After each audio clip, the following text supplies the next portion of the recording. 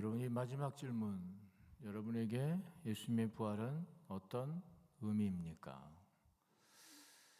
다시 한번 우리가 이 의미를 한번 생각해 봤으면 좋겠습니다. 여러분, 신앙이란 무엇이라고 생각하십니까? 믿음이란 무엇이라고 생각하십니까?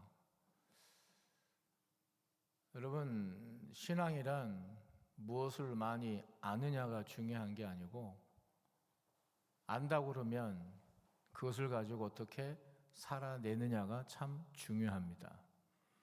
여러분, 부활이 뭔지 아시죠? 부활의 뜻이 무엇인지도 아시죠? 왜 기독교에서 부활 얘기하는지, 또 그 부활이 그 주인공이 누군지. 그렇습니다. 예수님께서 십자가에 죽으시고 3일 만에 부활하셨다. 그래서 우리는 그것을 생각하며 그것을 기념하기 위해서 오늘도 이 부활주의를 지키며 예배를 드리고 있습니다. 이 모든 것 모르는 분 한 사람도 없습니다. 그리고 부활절 되면 계란도 나눠주고 한다라는 것도 압니다. 근데 여러분, 그거 아는 그것이 중요한 게 아니고, 하나님께서는 우리에게 그 부활을 알려주기 위해서 예수님을 죽이시고 부활시킨 것이 아닙니다. 죽은 자가 살아날 수 있다, 이것을 알려주시기 위해서 하나님은 그 일을 행하신 게 아닙니다. 중요한 건 무엇입니까? 그 부활을 아는 것이 아니라 부활을 살아내는 것입니다. 신앙이란 많이 아는 것이 아니라 들은 말씀대로 살아내는 것입니다. 여러분, 성경 공부라고 하잖아요. 사실 여러분, 성경은요, 공부하는 게 아닙니다. 누가 얼마나 달달 외우느냐, 성경적인 지식을 많이 알고 있느냐, 이것이 중요한 게 아닙니다. 성경은 공부하는 게 아니라요, 성경은 살아내는 것입니다. 여러분, 부활을 얼마나 아십니까? 부활에 대해서 얼마나 알고 계십니까? 그게 중요한 게 아니라 여러분은 지금 부활을 어떻게 살아내고 계십니까? 그래서 다시 한번 이 영상 말미에 우리에게 주어진 질문, 당신에게 예수님의 부활의 의미는 무엇입니까? 라는 것이죠. 여러분, 우리는 부활을 믿습니다. 믿으십니까? 역사적인 사실로 믿습니다. 믿으십니까? 여러분, 많은 이단들, 신천지를 비롯한 많은 이단들은 이 부활을 믿지 않아요. 그리고 예수 그리스도의 이 십자가의 사건을 믿지도 않고요, 예수 그리스도의 십자가의 사건은 실패의 사건이라고 얘기합니다. 한마디로 이것입니다. 어떻게 신이 죽을 수 있느냐라고 이야기하는 것이죠. 여러분, 그것은 우리 안에 잘못된 생각입니다. 어떤 관점이 있냐면, 우리는 신은 절대 죽어서는 안 된다라는 게 있어요. 죽어서는 안 된다, 이래서는 안 된다, 하나님이 이래서는 안 된다라고 하는 잘못된 고정관념이 있어요. 죽어서는 안 된다라는 것이죠. 실패해서는 안 된다라는 것이죠. 그래서 이 부활 사건을 이 이단들은 인정하지 않고 십자가도 인정하지 않습니다. 그런데 여러분, 부활은 엄연한 역사적인 사건입니다. 여러분, 왜 부활은 역사적인 사실일까요? 오늘 말씀 가운데 보면 이 부활의 무덤, 예수님의 이 돌무덤, 이 무덤에 3명의 여인이 등장을 합니다. 누굽니까? 저를 보면 몰라요. 예수의 어머니 마리아, 그리고 막달라 마리아, 그리고 살로메라고 하는 여인, 이 3명의 이름, 이 여인이 등장하고 있고 마가 저자는 이것을 꼭 기록하고 있습니다. 우리는 별로 그랬구나라고 생각할지 모르지만 당시 유대인들에게 매우 충격적이었습니다. 왜 충격적일까요?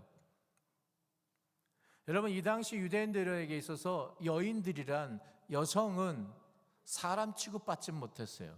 사람 수에 들지 못했어요. 오병이어의 기적 기억하시잖아요. 장정만 5,000명이었다라고 합니다. 사실 여인들, 어린아이들까지 포함하면 수만 명이 되는데 성경은 고작 5,000명이었다고 기록하는데 장정만, 남자만 5,000명이었더라. 성인 남자만 5,000명이었다라고 기록합니다. 그래서 여인은 사람 취급되지 않았어요. 그런데 이 유대인에게 있어서 이 부활 사건, 정말 놀라운 사건이지 않습니까? 여러분, 이 기록을 남긴 이유가 무엇이겠습니까? 사실이라는 걸 보여줘야 되잖아요. 사실이라는 것을 남기기 위해서 기록을 남긴 겁니다. 그렇다면 여러분, 이 기록이 증거물로, 이 기록에 공신력을 얻으려면 여러분, 여인의 이름이 기록되어야 될까요? 이 무덤의 목격자가 여인들로 기록되어야 될까요? 아니요. 최소 남자들의 이름이 나와야 됩니다. 그래야 공신력을 얻어요. 그래야 사람들이 귀를 기울일 만해요. 근데 여인의 이름이 기록됐다라는 건 그 공신력을 잃어버리는 거예요.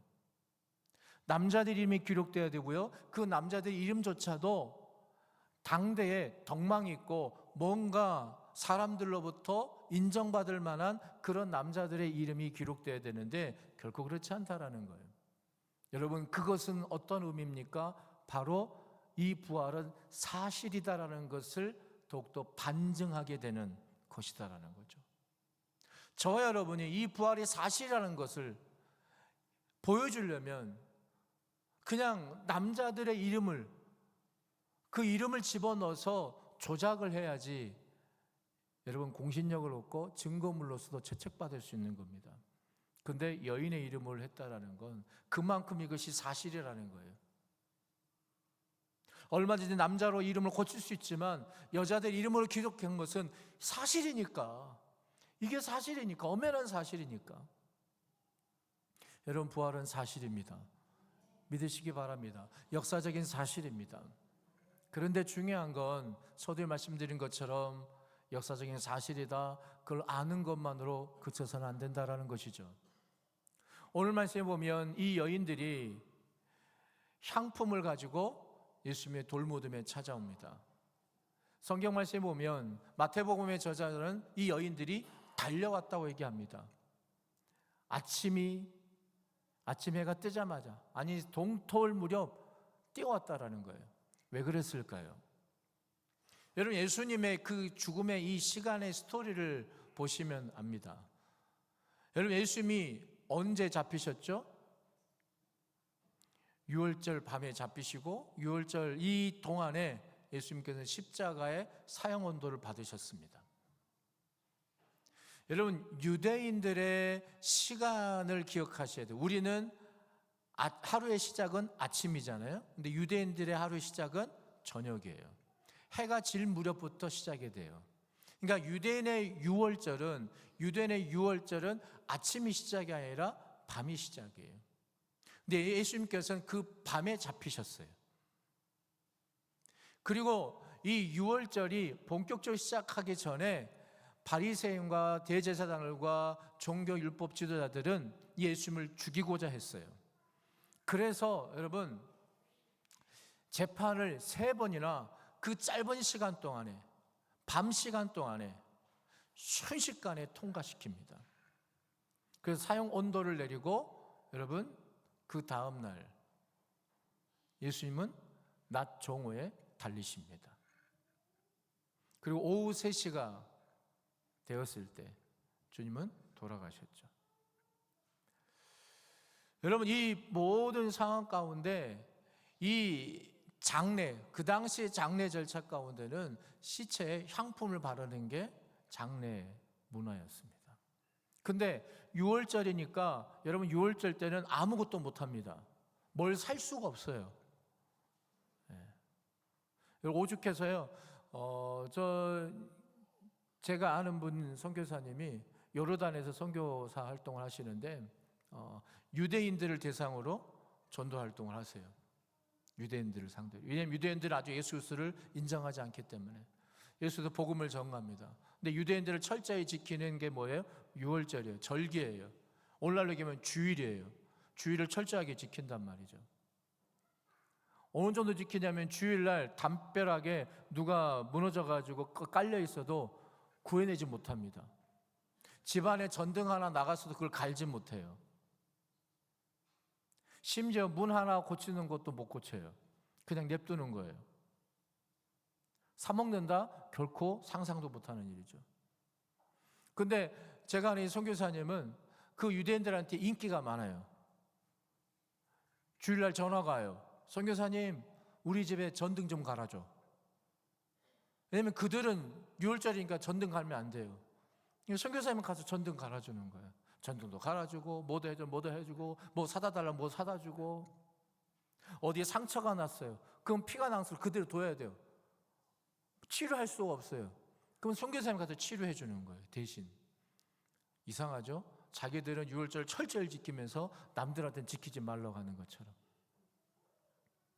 그러니까 다시 말씀으로 돌아와서 이 세 명의 여인들은 예수님이 장례를 치르고 싶은데 치를 수가 없는 거예요. 왜요? 향품이 있어야 되는데 향품 어디서 구할 수가 없는 거예요.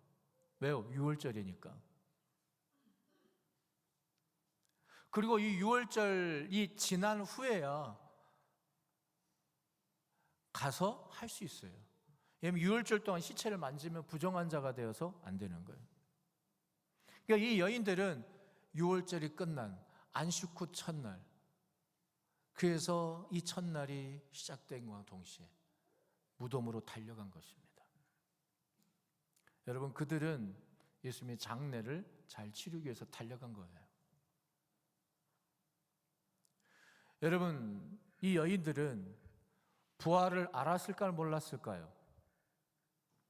부활에 대한 이야기를 알았을까요? 몰랐을까요? 다르게 물어볼까요? 예수님께서 이 여인들에게 나는 부활할 것이다 라는 말을 했을까요? 안 했을까요? 했어요. 그런데 이 여인들은 그 부활을 알았을 뿐이지, 들었을 뿐이지 부활을 기대하는 마음이 없어요. 이 여인들이 돌무덤에 가면서 걱정 하나가 있었습니다. 어떤 걱정이요? 이 돌무덤을 누가 굴려줄까? 돌무덤을 굴려줘 안에 들어가서 예수님의 향품을 바를 수 있는데 이 돌을 누가 굴려줄까? 이들은요 그냥 근심 걱정만 있었을 뿐이에요. 여러분, 예수님은 부활하셨어요. 그 부활 앞에서 이 여인들은 근심 걱정 염려만 하고 있어요. 이미 예수님은 부활하셨는데 그들에게는 근심 걱정 염려만 있었다라는 것이죠. 여러분, 이 모습이 우리의 모습이지 않을까요? 돌무덤에서 달려나가면서 굳게 닫힌 이 돌문을 생각하면서 이 돌을 누가 굴려줄까 하는 근심 걱정 염려 가운데 있는 여인들처럼 여러분, 예수는 부활하셨습니다. 사망 권세를 이기시고 부활하셨습니다. 우리가 말씀 전에 계속 불렀던 찬양 살아계신 주, 그분은 살아나셨습니다. 살아계십니다. 죽음 권세를 이기셨습니다. 그런데 그 주님 앞에 우리는 근심 걱정 불안 염려만 가득한 거예요. 저 돌문을 누가 굴려줄까? 그것만 걱정하는 거예요. 우리는 늘 걱정 불안 속에서 살아가죠. 걱정 인형을 붙들고 살아갑니다.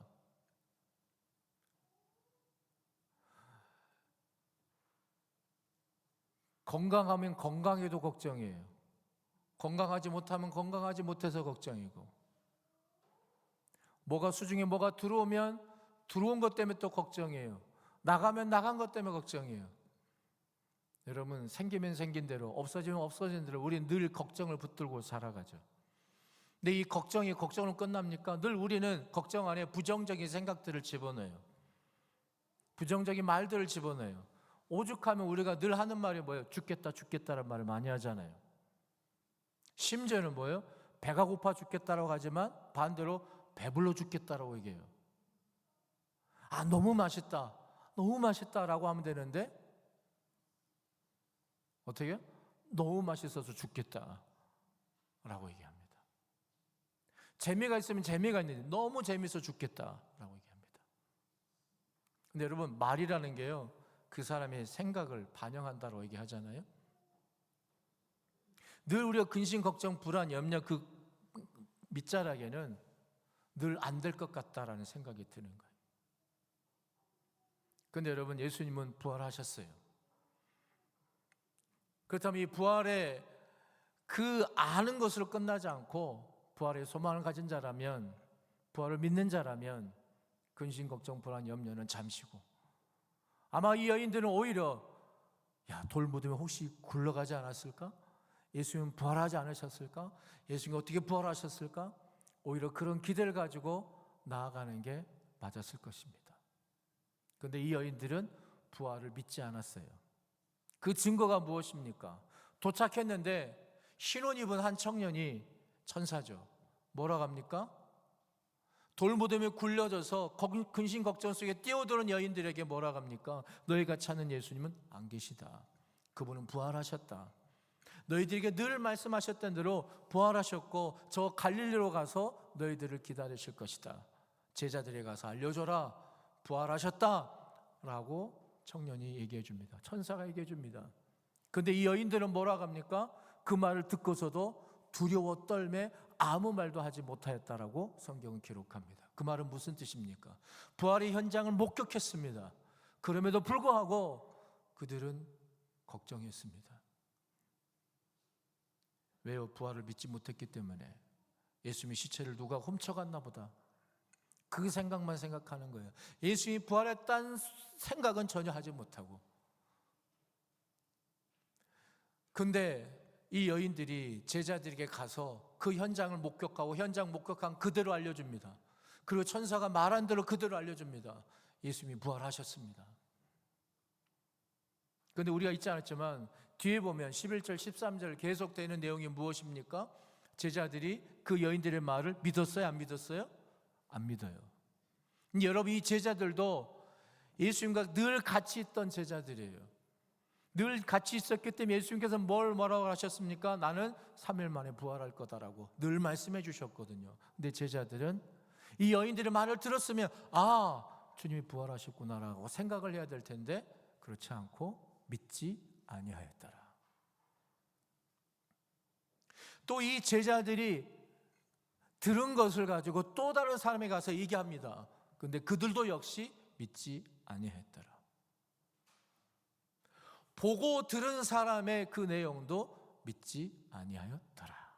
믿지 아니하였더라.